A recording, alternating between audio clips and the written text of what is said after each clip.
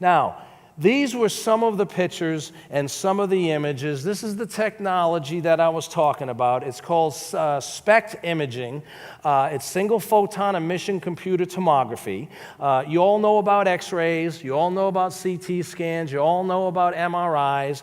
Those radiological studies or techniques help the doctor diagnose a medical condition where the skin is blocking the doctor's eyes from looking past and underneath it to what the problem is. So if I fall down and hurt my wrist, I look at it, it's swollen, it hurts, you have trouble moving, you might break it, I can't see through the skin if the bone is broken, so I get an X-ray, okay? The X-ray, the CT, the MRI look at the morphology or the anatomy underneath the skin. And it helps, of course, the doctor diagnose what the problem is. If I have abdominal pain and the doctor doesn't know, do I got appendicitis, do I got diverticulitis, do I got peritonitis, whatever I got, he says, I don't know, I'll get a CAT scan. And the CAT scan, again, looks past the skin into the abdominal cavity to see what the problem is. Likewise in the back, doctor, my back's killing me, I'm dying over here, help me out. Well, there's a whole lot of fat back there, and there's a big bone thing called the spine. I can't tell what's going on back there, so I know I'll get an MRI, and I'll look at the anatomy below the skin to make a diagnosis. Everybody understand that technology? Well, guess what? SPECT imaging is different. It doesn't look at the anatomy, it looks at the physiology. It doesn't look at the form, it looks at the function, okay? And when we considered brain images using SPECT imaging, we're going to see that, as we know, the brain works through electrochemical energy. The blood brings oxygen and glucose, which is the fuel, to the brain, so this can happen, and it takes the exhaust of the reaction, which is CO2, carbon dioxide, and lactate away. So the activity of the brain, the physiology, the function of the brain is directly correlated to the blood flow. So when we look at these images and we see a highly lit up area, that means there's a lot of firing going on, a lot of electrical activity, and of course a lot of blood flow, because you need the blood flow to make this happen. When you see an empty area, there's little or no activity and also reflexively less blood flow. Okay, so we're not looking at anatomy, we're looking at physiology. Everybody understand what we're talking about? Maestro, let the next one rip. Now, this on the left is a normal brain. Not that we could probably find one in here, but if you had one, a normal brain would look kind of like on the left, and you'd see all the brain is kind of homogeneously involved, firing away. Every piece of the brain is doing what every piece of the brain is supposed to do, communicating with this, running this, making this happen, making this not happen. Everybody's happy. But boy, oh boy, we put a little heroin in the picture, and what do you think about that? And what I do when I run the class, this is a class in step 2 at the TTC, I ask 3 questions based on this thing here, and I forgot that the battery died, and that's pretty stupid. Okay, I ask a question, I say, how well do you think the brain on the right works with respect or comparison to the brain on the left? And they usually say, oh man, that stinks, rotten, oh, terrible. And I say, let me ask you a question. Would you trust the decisions made by the brain on the right? And they say, oh, heck no, I would never do that. Well, when you're making your decisions in your addiction, that's exactly what you're doing. And then I point out, although, let's see if I can, just give me a little bit, there you go. Oh, thank you, follow me, the other one. Right here and right here, that's that prefrontal cortex that I told you about. It's shut down, like out of business, okay? And that's why the inhibition is gone. Now, the third question I ask these people, I ask them, now do you know why they call it dope? Because that's exactly how you're living when you're trusting decisions with a brain like that, because that brain is not functioning at full capacity, nor are the decisions being made very trustworthy. Can I have the next slide?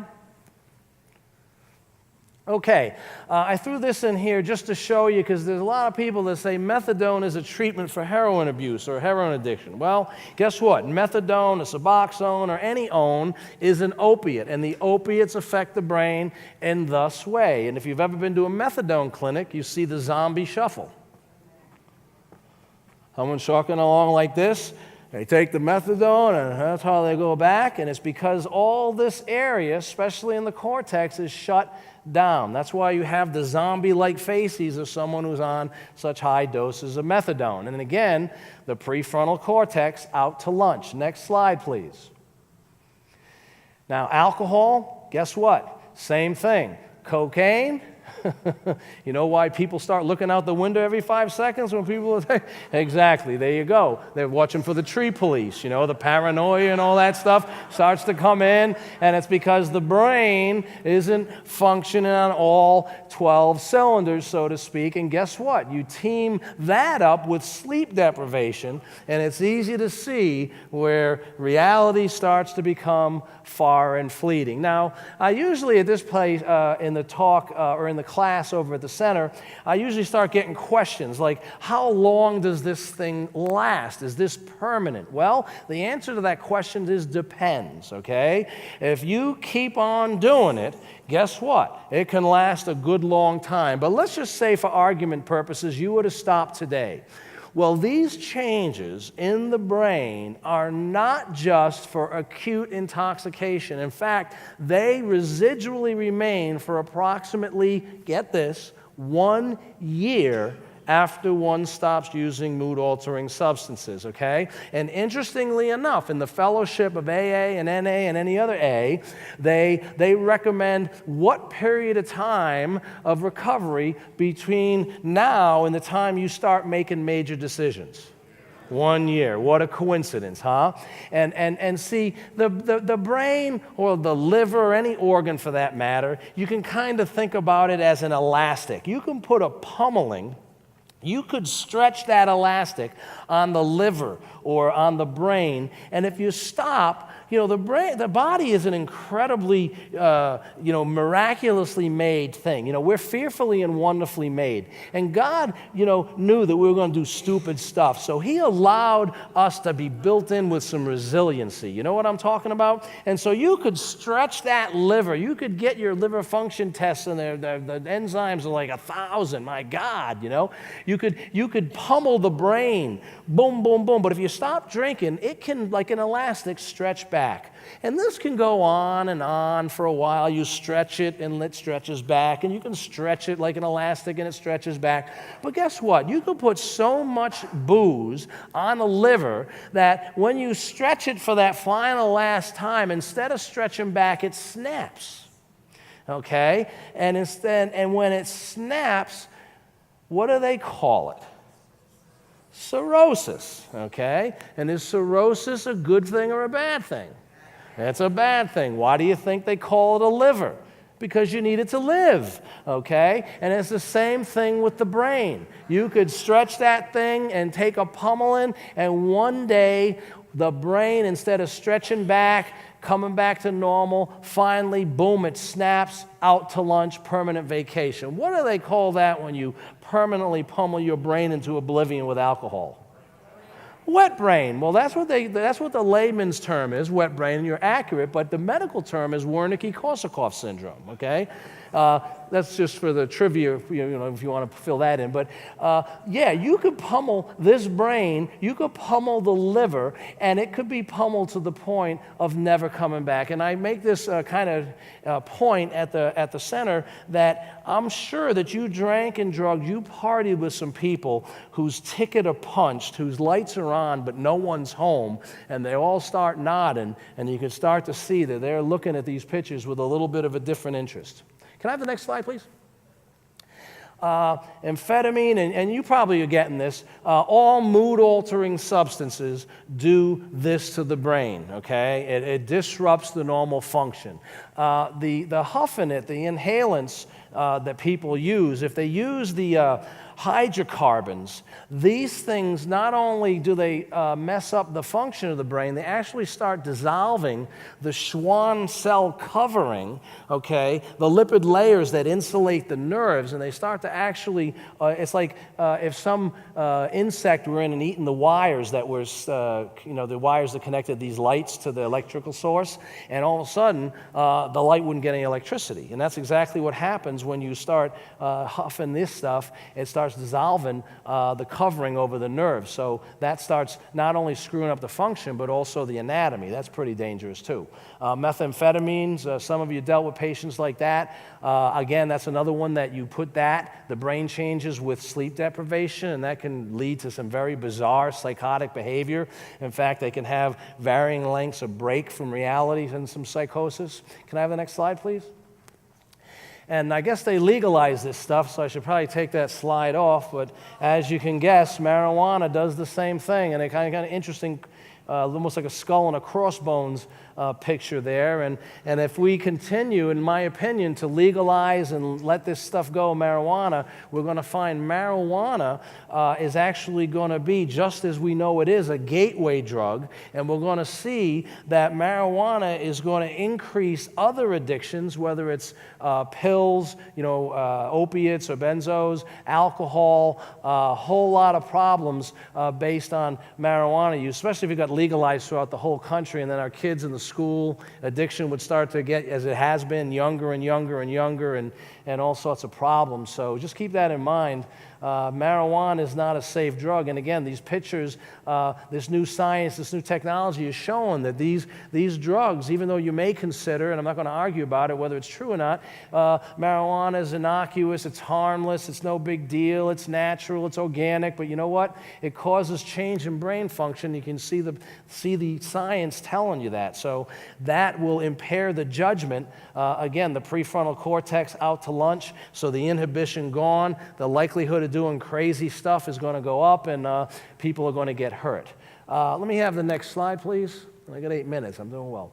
Okay, an interesting correlation. You notice we did addiction this whole time, but guess what? When you look at an Alzheimer's patient, the same exact thing happens. The function of that brain, as you know, deteriorates as well. So what I'm doing with my brain on drugs, you ever see that commercial where they show you an egg, this is your brain? And then they show you butter boiling in a pan or frying in a pan. This is drugs, and they do this is your brain on drugs. Well, they didn't know at the time how exact and accurate that little commercial was, because you see in Alzheimer's, those same decreases in brain function happen as a very terrible disease. Can I have the next slide, please? And this is the beautiful thing. I mentioned to you earlier that these people who wrote, these 110 bottom-of-the-barrel drunks who wrote this book called The Big Book of Alcoholics Anonymous, that have given us this beautiful miracle, this healing, this deliverance ministry of the 12 steps, these people knew this. They just didn't have the science to back it up. They said, this is in the doctor's opinion, in this statement, he confirms what we who have suffered alcoholic torture must believe, that the body of the alcoholic is quite as abnormal as his mind. Remember, we've been talking both of my sessions. We've got to look at this a threefold way, the spirit, the body, and in this case, they're talking about the mind or the soul, and that's what they're saying. The body of the alcoholic is quite as abnormal as his mind. And look at what they say. In our belief, any picture, remember we talked about education, that's why we have this conference. We want to make you know and understand addiction better so you can help those people better. And they say this, how important this is. In our belief, any picture of the alcoholic or addict which leaves out this physical factor is incomplete. So if someone says, just pray, it'll go away, just do this or do that, if they're not taking into account what we've been talking about in these two sessions today, the physical part, that sort of belief, that sort of system is going to be incomplete, and as you know, the results are probably going to be less than beneficial. Can I have the next slide, please?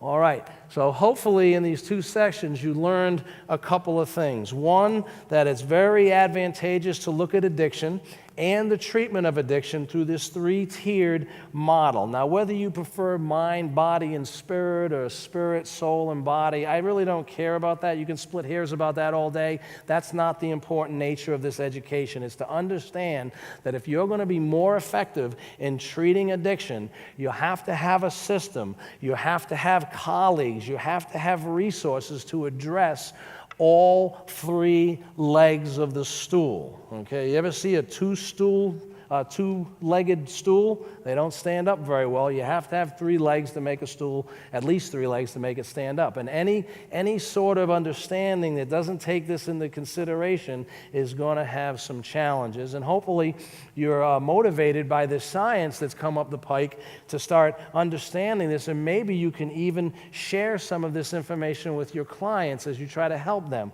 This is very easy stuff to find. All you have to do is Google images, SPECT, S-P-E-C-T, SPECT imaging and addiction, or brain SPECT imaging and addiction, and all these pictures will come up. This isn't anything that you have to be an expert to see some of this thing, because the picture is worth 1,000 words. And sharing this with the patients as we do in the center really has impact in their life. So hopefully you'll learn something today. And Pastor John, I gave Dr. Meyer 4 extra minutes because I'm feeling good today. Thanks for letting me be here today.